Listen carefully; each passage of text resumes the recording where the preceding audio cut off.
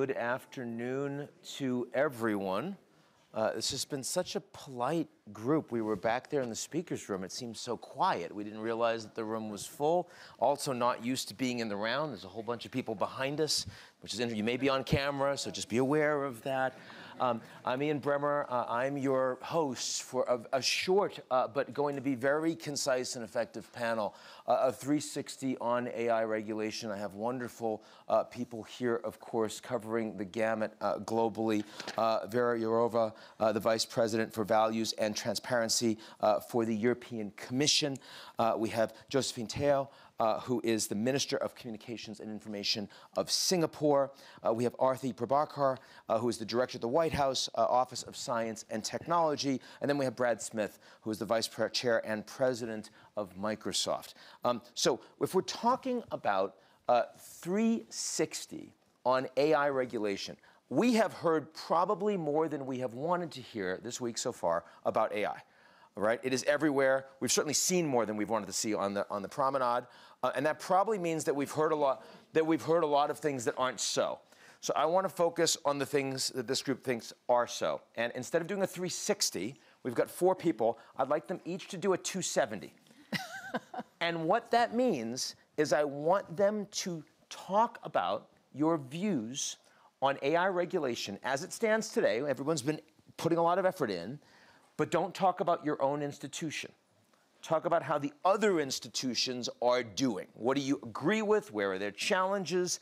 Give us the lay of the land without talking about, say, Europe. Vera. Okay, I am far from trying to speak about the European Commission.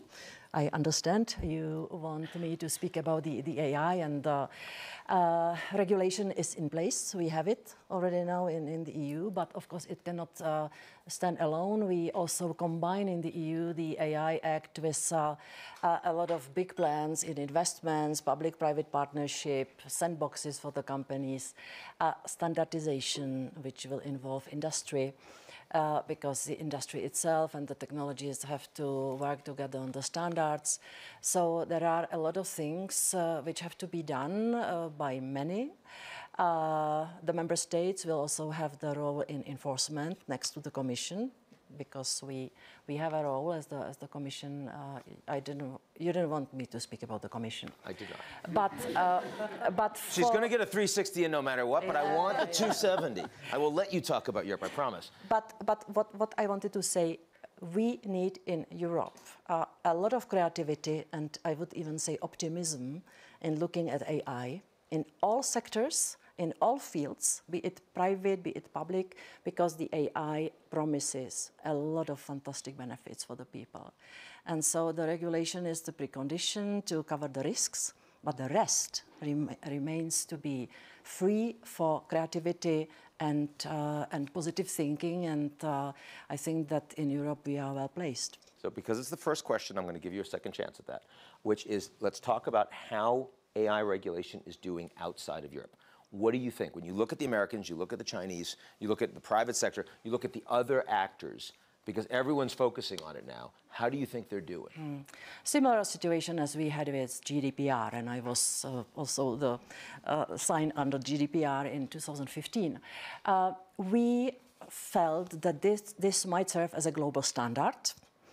But we were not just passively sitting in Brussels waiting that the others will copy-paste. No, we were in very frequent dialogue with the United States, with many others, explaining what we have in GDPR, what might be followed, and trying to create some kind of global standard without mentoring others. Similar thing might happen now with AI Act. But I think that there is promising space for international cooperation. We have under the G7 roof the Code of Conduct for the technologies and the ethical principles for AI. We work with UNESCO, we work with the United Nations. We believe that the AI Act could serve as an inspiration, and we are, of course, ready to support this process. Okay, I'm in danger of failing. Arati, help me out. Talk to me about AI regulation around the world and where you think we're getting right now.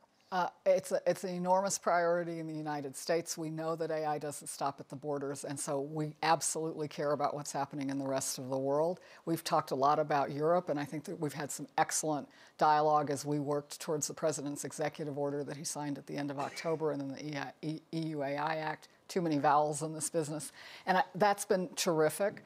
I think GDPR is an example of a place where we made some progress, you made some progress for the world on privacy. I think it creates enormous problems for the industry to not have the full harmonization there. This is an area where President Biden continues to call on our Congress to act on privacy legislation. We usually talk about the US, the EU, and China. I'm also really interested in what happens in the rest of the world with AI because the opportunities are so substantial, and I see the eagerness and the interest. But again, I think we're just at the beginning of this story, but that's an area that I'm watching with great interest as well. On balance, do you see more trends towards alignment or fragmentation as you look at the various approaches and the urgency around the world today? Yeah, I think everyone shares a sense of urgency because AI's been around. This is not our first encounter with AI, but what has happened in the last year has focused everyone's attention on how pervasive it's going to be in everyone's lives in so many different ways. There will be places where harmonization can occur, and we're working towards it, and we can approach, I think, really good harmonization that forms the foundation that everyone can build on. And I think we just need to be clear that we will all compete economically. There will be geopolitical and strategic competition that's based on AI. So both of those happen at the same time. And I think that's, in many ways, that's like many other strategic industries that have grown in strategic technologies. Josephine, do you see, I mean, Singapore is a country, of course, that's been so successful in working well with pretty much everyone. And it's also one of the most geopolitically savvy per capita countries out there, because you have to be, right? So in that environment, do you see AI regulation emerging in an area that's going to be relatively easy for Singapore to navigate globally or not?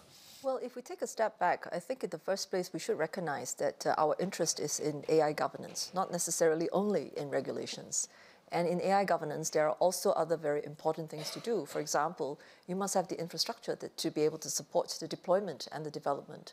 You need to be able to build capabilities within the enterprise sector as well as individuals. And then you need to talk about international cooperation too. Regulations, laws, they are going to be necessary. But it doesn't mean that we know on day one exactly what to do. So I found it very refreshing to hear from Vera that Europe is also interested not just in regulating, but also in expanding the opportunities. That's the kind of balance I think we will need. If you'll allow me, Ian, I'd also want to respond briefly to the point that you were trying to get at. Do we see more alignment or fragmentation specific to regulations? I think it is not surprising at this phase that there will be many attempts at trying to define what the risks are going to be and what are the right ways to deal with them. So this is, to my mind, a divergent phase. It means that some of the frameworks or some of the attempts that come out, they don't always sync so closely to one another.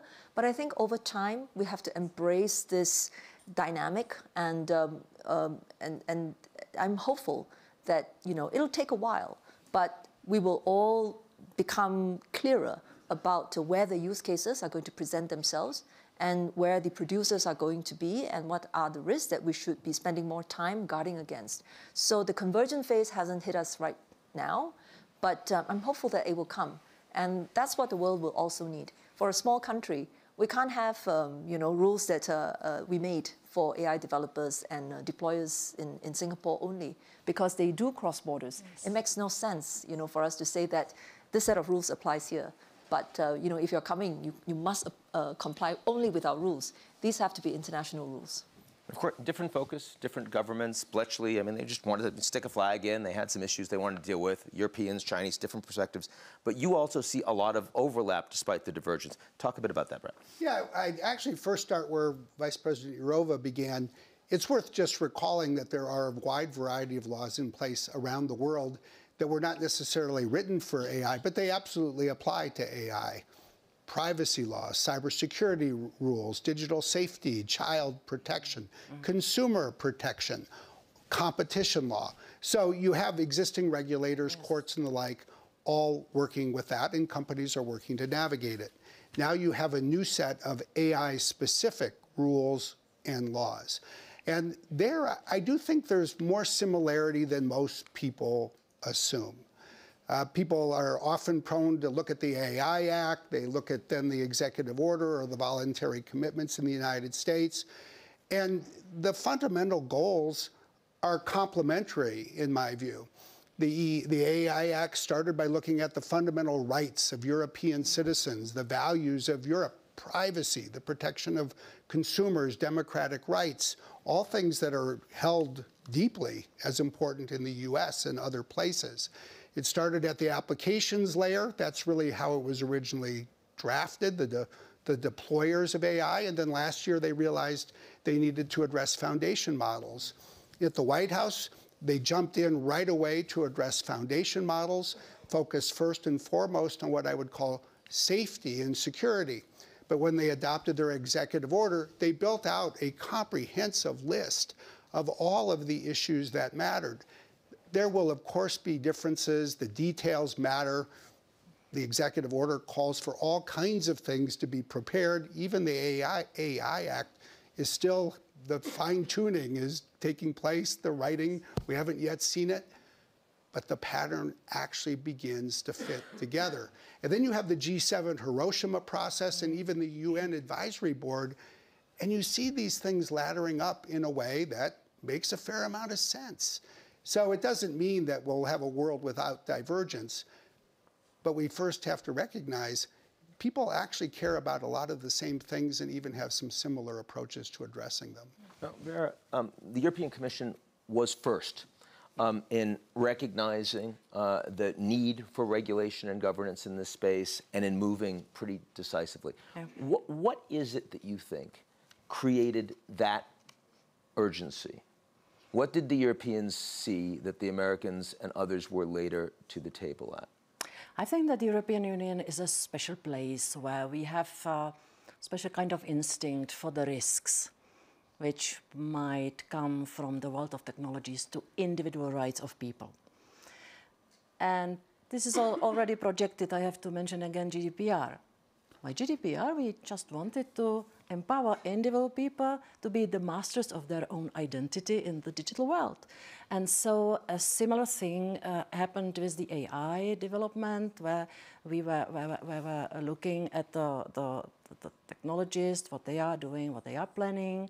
We had discussion with Brett about that in 2018, I think, or 18. And I appraised the cooperation because we created together the first the ethics standards.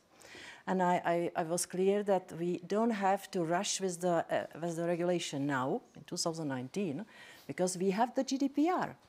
And we have the main thing done in the EU, the protection of privacy and cybersecurity legislation. But then in 2021, it was inevitable that we adopted the AI Act.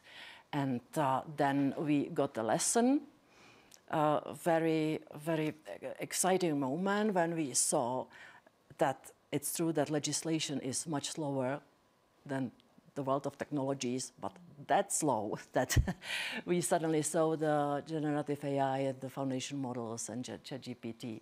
And it moved us to draft together with the co-legislators the new chapter in the AI Act.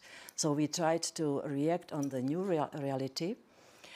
The result is there. Yes, the fine-tuning is still ongoing, but I believe that the AI Act will come into force. So I think out of the basic instinct we have in the EU that we have to guarantee that the principal values will be untouched for the human beings. I heard this morning somebody from industry who said AI will change our priorities. I have to say on behalf of the public sphere or regulator, it must not change our priorities, such as fundamental rights, freedom of expression, copyright, safety. I think that we have to be very steady and stable. And so having the regulation also means that we will start very intense cooperation in the triangle of public sphere, the wealth of technologies and research. This is a new thing. You started in the US already, also the United Kingdom announced that there is such a platform. And we need to work together to achieve sufficient level of predictability of where the technology will go further, because this is what's missing. So I accept that there's a lot of overlap in the sorts of issues that are being discussed, but if I closed my eyes, I would still know that that was what the Europeans were saying. Yes. The Americans talk about these things a little differently, right? Talk about how the priorities, not that we don't care about citizens, but rather that national security plays a pretty big role, innovation plays a big role in how the Americans are thinking about prioritizing regulation and governance in the space. First of all, there's so many shared values between us and the European Union. I think that is the reason that we do see a lot of alignment and harmonization happening. And you mentioned, in addition to rights, national security, that's absolutely in frame. I want to step back one more step and talk about why we care about regulation, or thank you, Josephine, governance, because that's much more comprehensive and appropriate. This is the most powerful technology of our times, and every time President Biden talks about it, he talks about promise and peril, and I greatly appreciate his keeping both of those in frame. And we see the power of AI as something that must be managed. The risks have to be managed for all the reasons that we're talking about here. The reason is, if we can do that, if we can build a strong foundation, if we can make sure that the quality of the AI technology is predictable and effective enough and safe enough and trustworthy enough, once you build that solid foundation, you want to use it to reach for the stars. The point is to use this technology to go after our great aspirations as a country, but as a world. And if you think about the work that's ahead of us to deal with the climate crisis, to lift people's health and welfare, to make sure our kids get educated and that people in their working lives can train for new skills, these are things that it's hard to see how we're going to do them without the power of AI. And I think in the American approach, we've always thought about doing this work of regulation as a means to that end, not just to protect rights, which is completely necessary, not only to protect national security, but also to achieve these great aspirations. A little political question, which is the Biden administration, right? There's a sensibility that, well, don't want to be too close to big industry, right? I mean, the Democrats have Elizabeth Warren. They're talking about breaking up monopolies. The oil companies aren't getting any access, despite the fact there's a lot of production. When we talk about governance of AI for the United States, it feels like the White House is actually working really closely with the industry leaders. How is that? How intentional is that? How much is that necessity? How much of that is different from the approach to perhaps other bits of the private sector? That may be what you see, but let me make sure you see the whole picture, because we absolutely have worked with Microsoft, the other major tech companies. That is where a lot of the leading edge of this technology is currently being driven for all kinds of practical and business reasons. But when you look at what went into our process, it was absolutely engaging with AI technology leaders, including especially the big companies. It was small companies and venture capitalists. It was civil society, and hearing from people who care about consumers' rights and hearing from workers and labor unions. That is an essential component of this work. It was working with academia to get a deeper and longer term perspective on what the fundamental bounds are on this technology. And I actually think this is an important part of our philosophy of regulation and governance, is not to just do it top down and sit in our offices and make up answers. The way effective governance happens is with all those parties at the table. And to your point about the role of big tech, one thing that we have been completely clear about is that competition is part of how this technology is going to thrive. It's how we're going to solve the problems that we have ahead. And so recognizing how much concentration happens when you take $1 billion to train a leading edge model, but also recognizing the explosion in entrepreneurial activity and venture investment, watching all of that and making sure that all of those factors are considered is absolutely intentional in the work that we're doing. I actually think that what the White House did was pretty ingenious, because the goal was to move fast. Yeah, because the EU had made so much progress in thinking about applications that used AI, and suddenly you had these new generative AI foundation models. And just remember, the world really didn't get to start using them until the 30th of November. So the first meeting that the White House had was the first week of May. So basically, 5 months later, brought in 4 companies, sort of said, you have to get going. These are the problems. This has to be safe. This has to be secure. This has to be transparent. And the 4 companies that came in, Microsoft was one of them, were given homework assignments. We want you to give us a first draft by the end of May of what you are prepared to do to show the American people that you will address these needs. And I remember, because we got to work right away, and we were sort of proud inside Microsoft. We got it done fast. It was about 8 days later, we submitted a first draft so we could get some feedback. We sent it in on Sunday. And on Monday morning, more questions? I had a call with Arati and Secretary Raimondo, and they said, congratulations, you got it in first. You know what your grade is? Incomplete. Now that we know what you can do, we're going to tell you to do more and build on what you've done. And it broke the cycle that often happens when policymakers are saying, do this, and industry is saying that's not practical. And especially for new technology that was evolving so quickly, it actually made it possible to speed up the pace. And then that complemented what was going on in Brussels. And there was a lot of interaction actually between Brussels and Washington, with London and others. And I don't think that all of these governments would have gotten as far as they did by December if you hadn't engaged some of the companies in that way. And it's not like we got to write the blueprint. We just got to provide input. And then civil society, as they should, descended and said, no, there needs to be more. It needs to be broader, needs to go farther. And it has since then. So, if we look at the various models here, from top-down, government-driven, to multi-stakeholder, hybrid, everybody gets a piece, to the private sector moving really fast, break some things, but great competition, do you think that there is, are we going to iterate towards an ideal place? You say we're in the divergence phase, but as we converge, do you think we are likely to move to one place on that spectrum? Is there one place on that spectrum? Or will it necessarily be very different answers? Actually, I'm really happy that you brought up the idea of a spectrum. I really do believe that, in some areas, we will find it necessary and possible to regulate through laws. For example, with deepfakes, I think there is a real sense that this is an issue that all societies, regardless of your political model, will have to deal with. And what is the right way of dealing with deepfakes? I cannot see an outcome where there isn't some law in place. Exactly what shape and form it will take, I think that remains to be seen. But the whole regulatory space will have to be a spectrum for a number of years. I do believe that there will be instances where the answers are not so clear, and there will still be a room, there will still be a place for voluntary frameworks. And you will have to look at the responses of the market. You will have to assess whether the recommendations that are being put forth in these voluntary frameworks, they're actually useful.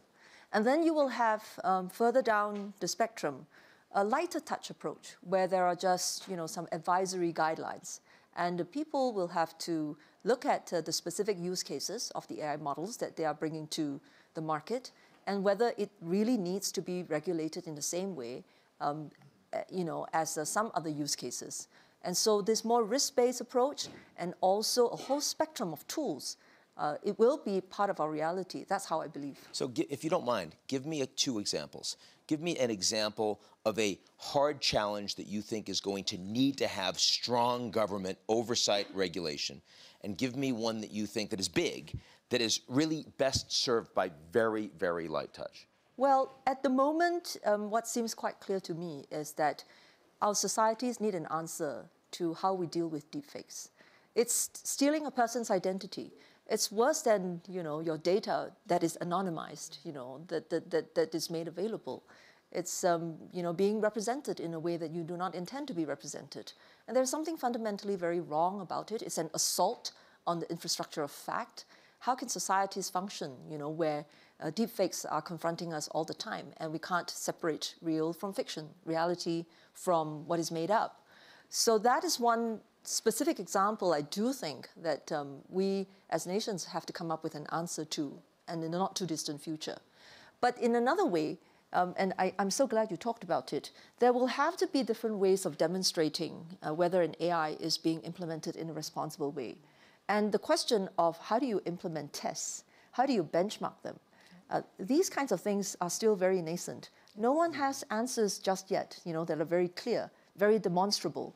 Those kinds of things seem to me, for a period of time, to be better served with advisory guidelines, sandboxes, pilots.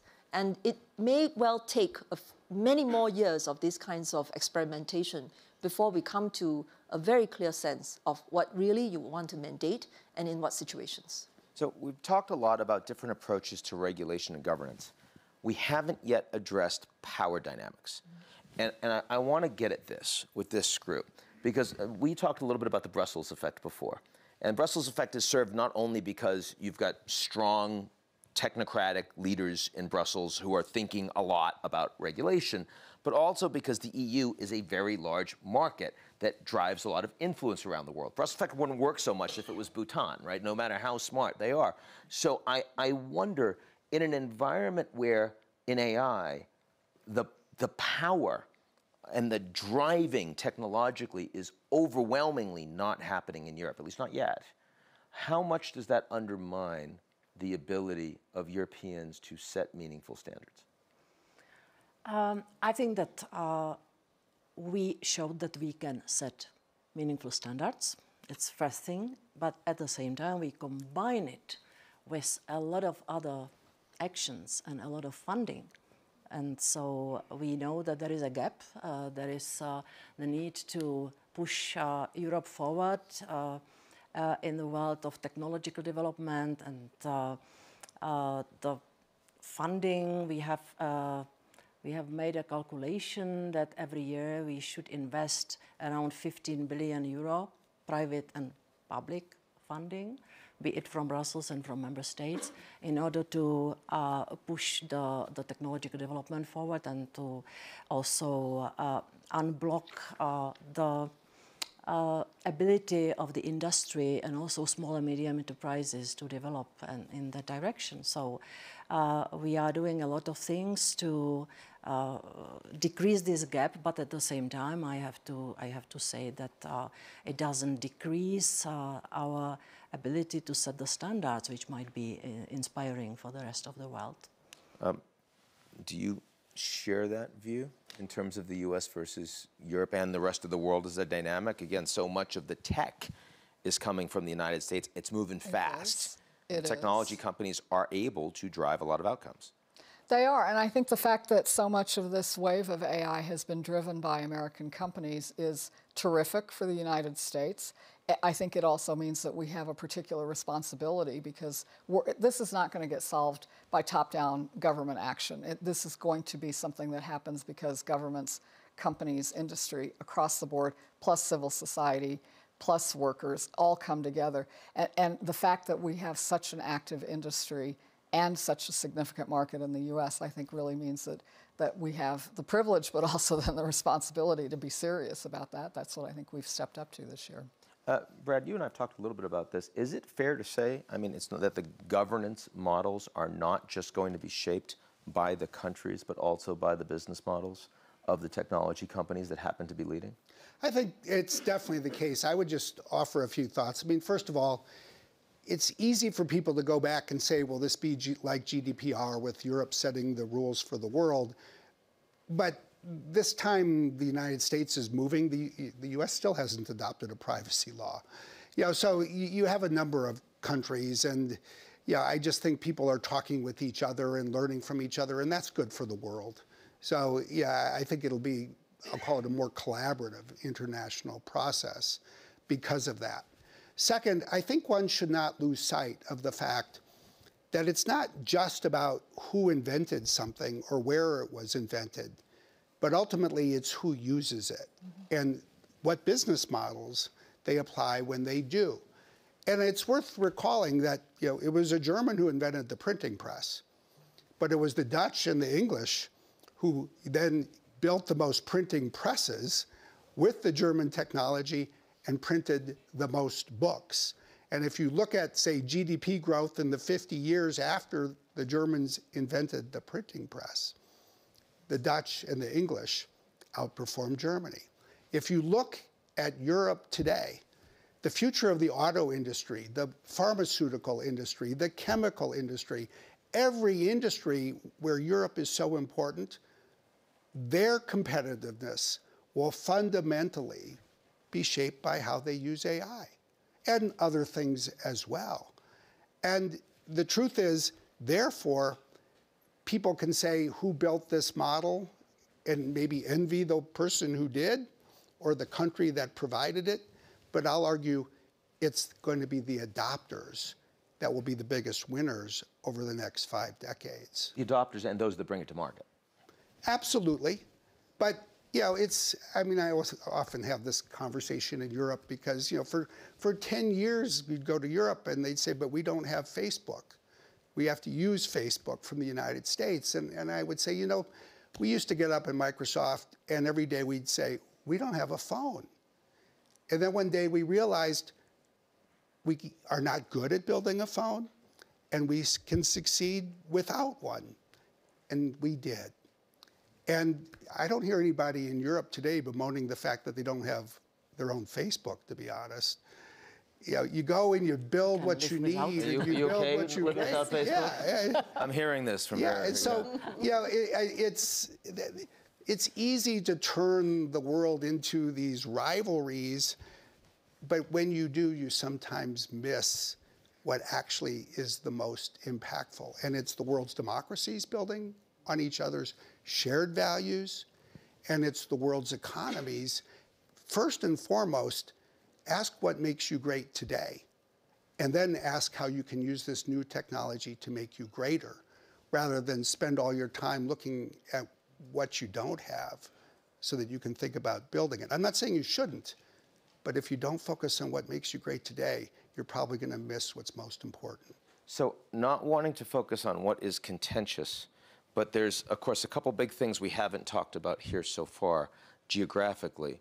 And one, of course, is China. And outside of the United States, massive digital market, massive desire to be in this space, but some significant competition and constraints with the Americans and others. So I'll ask both of you, but I think I'll start with you, Josephine, which is, tell me a bit about how we don't have the Chinese here today. We wouldn't have time. I don't know how we'd do it in 35 minutes. But if we did, right, how would the conversation change? What would be different if we had the Chinese opining openly about the way they think about governance of AI?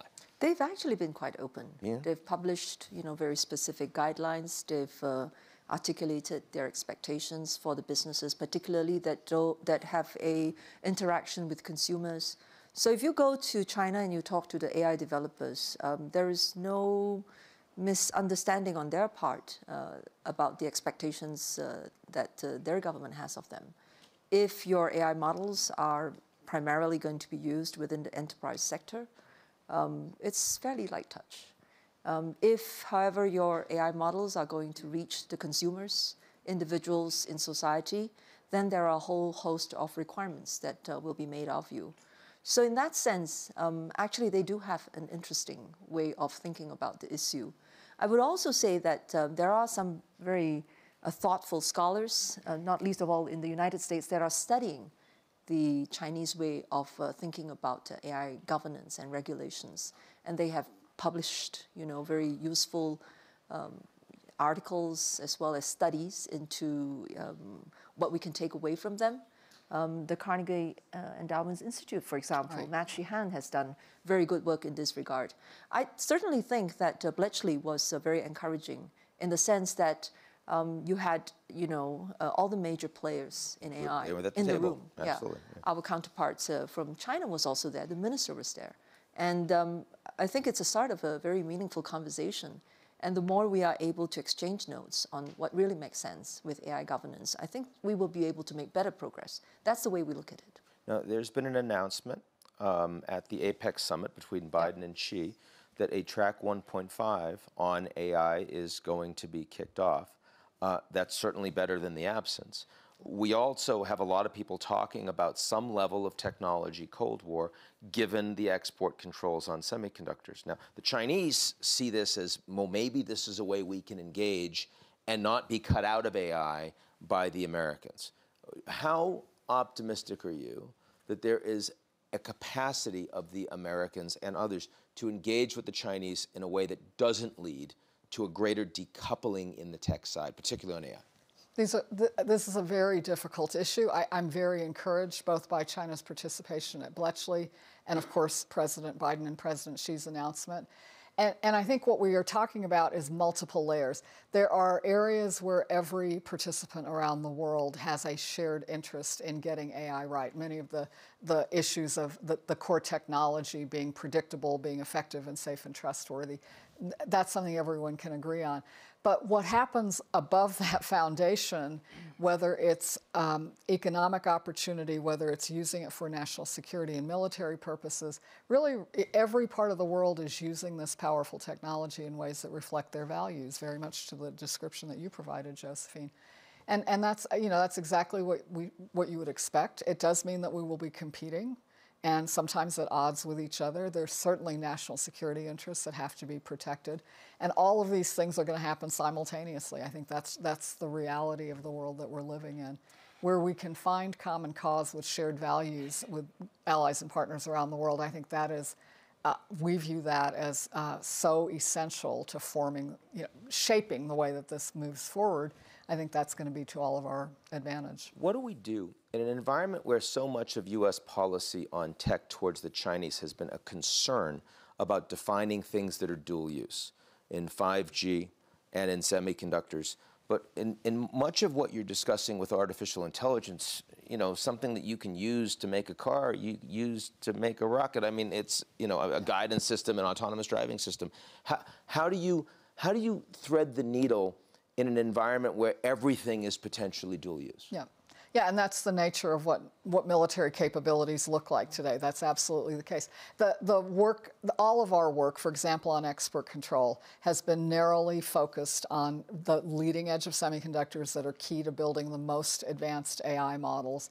And that approach, this is not a blanket change in our trade policies or in the way that we think about technology and technology development sharing around the world. It's very specific, targeted, but very serious about the things that we do target. And I think that, again, you have to hold many ideas in your head at the same time in this complex world. We want to make sure we protect our national security interests and not allow a potential adversary to use our most advanced technology for military purposes, and at the same time, we know that we will remain important trading partners, and that for so many of these other applications, whether they're dual use or not, we're going to have reasons that we want to continue to stay engaged. Vera, are the Europeans 100%, 95% aligned with that approach towards China on AI and technology? Well, yeah, I don't want to repeat what we have just heard, because it's a very similar approach we have. We have a strategy towards China. There are things where we need to be partners because the global things are at stake, and it might be AI security. That's why I publicly said before Bletchley, yes, this is a good thing that the Brits invited China, because we need to have them at the table, and also to be a chance to ask questions. Where are you going, and are you willing to join some global platform where we could work on the standards? The second category, where we are competitors, and of course chips and some critical raw materials, and now we have the strategy on how to be more resilient as for the economic security. So there obviously is China the competitor, and the category where China is a rival, and it is shown in how we approach AI. Because when I was in China, I read their guidelines also. And I saw a lot of similarities with our code of conduct for AI under G7 and with the AI Act. But there is big but. In China, of course, they want to use AI to keep under control the society. But in AI Act, in the horribly long, difficult trialogue, the main issue was how far to let the states to go in using AI, especially in law enforcement sphere, because we want to keep this philosophy of protecting the individual people and balance it with the national security measures. So here we cannot have common language with China, and we will never have. No, I mean, one could say that the Chinese are, in a sense, the most interested in having strong regulations on AI. It's not the Europeans, right, for precisely those reasons. So, Brad, I mean, this is an environment where there's been a lot of joint research historically. There have been labs, there have been operations, a lot of them have been published in open source, increasingly challenging to do in a lot of these areas. How much are we losing as a consequence? And can you give a little guidance around where lines can be drawn? Well, I think there's a few things that this conversation helpfully illustrates. First, there are some areas where there are universally shared values, even in a world that's so divided. No government wants machines to start the next war. And every country wants humanity to remain in control of this technology. I think that is universal, and I think that provides a common foundation in some areas. The second thing that is very interesting is what the world can learn as it talks about even just this concept of regulation, is that we're all talking about the same questions. And that is what is revealed when you actually put the AI Act and the Chinese interim measures next to each other. Then the next thing you see is, when do people answer the same question in a different way, and why? And you can look at the AI Act and you can look at the Chinese measures, and you can see in one the voice of Aristotle and in the other the voice of Confucius. Long, different philosophical traditions that manifest itself on how governments manage societies. But it helps, I think, everyone just to understand how other people think. And then there is a level of just what I would call basic research in fundamental scientific fields that will define the future of, say, climate technology, or just our understanding of molecular biology or physics. And the world has very much benefited from a tradition, and Arati is an extraordinary representative, I think, of this tradition and the Office of Science and Technology Policy. I think you want a world that invests in basic research. You want a world where researchers publish their work. That's how people learn from each other. You do want a world, I think, where scientists in many fields have the opportunity to learn from each other. And so we have to manage that as well, and not just close off all aspects of engagement. I think you put it very well when you said, these are difficult issues. They are very complicated. But I think there are certain strands here that we do ourselves well to just remember and think about. So this has been an extremely enlightening conversation. I thank you for cramming so much into a short time. Because outside of this room there has been so much discussion, I'd like to close it with each of you shattering a myth. What's something that you have heard, either here this week or outside recently, that you wish people could unhear about the state of AI? Please. I will start with every sentence that starts with, the AI will do X. Because I think every time we focus on the technology and imagine that it has agency and it's taking action, we ignore what is really important, which is people build AI systems, they train them, they choose what data to train them on. Lots of it is trained on human-generated data. People decide what kind of autonomy and agency to give these systems. People decide what applications to use them for. These are the most human technologies you can possibly imagine. If we're going to get governance right, we have to keep our eyes on the people, not just the technology. That's a very good start. Josephine. I'm going to take a stab at this. I think it's helpful on occasion not to think of it as artificial intelligence, but perhaps as augmented intelligence, and to try and see how it can best serve the interests of human societies. And if we took that orientation, maybe we could have a more balanced approach in thinking about the opportunities and how we can deal with risks. So I offer that. That's good. It should become more obvious as it starts training on your individual data. People are going to see it as augmented. Yes. I share this view, but I will add one more thing. Wherever I went here in Davos yesterday and today, I heard questions about the protection of elections and democracy. We didn't mention it here.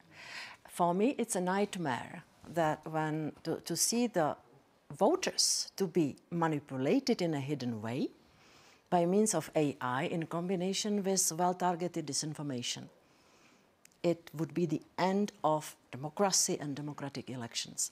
That's why in Europe, and I'm coming back to Brussels reassured by the necessity to do more, we are now using this light touch, the agreements with the technologists on disinformation and on labeling the AI production so that the people see that this is the production of AI and that they can make still their free autonomous choice.